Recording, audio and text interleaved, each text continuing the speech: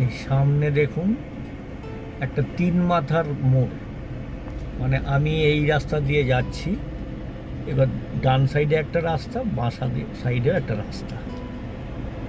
এবার লক্ষ্য করুন এই জাংশনের ওপরে, এই দেখুন আমি আস্তে আস্তে করে এটাকে বাড়াচ্ছি। এবার দেখুন একটা রেড লাইটটা ব্লিঙ্ক করছে। এইখানে অনেকেই এটা ভুল করে, দুম করে গাড়ি নিয়ে বেরিয়ে যায়।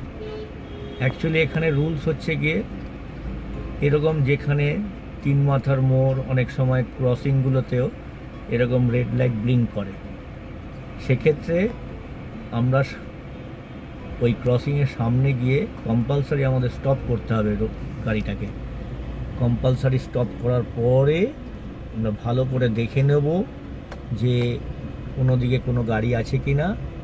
এই যেরকম আমরা এখানে এলাম, এসে আগে দাঁড়ালাম, দাঁড়িয়ে বোথ সাইড দেখে নেব। প্রথমে রাইট সাইডটা দেখব, কিছু নেই।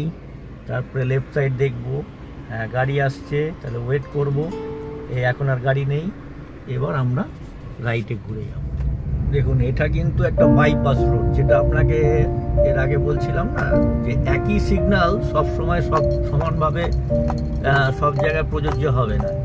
এবার দেখুন এইখানে যে রেড লাইট আসছে, রেড লাইট যে ব্লিঙ্ক করছে দেখতে পাচ্ছেন বাঁদিকের সিগন্যাল পোস্টে।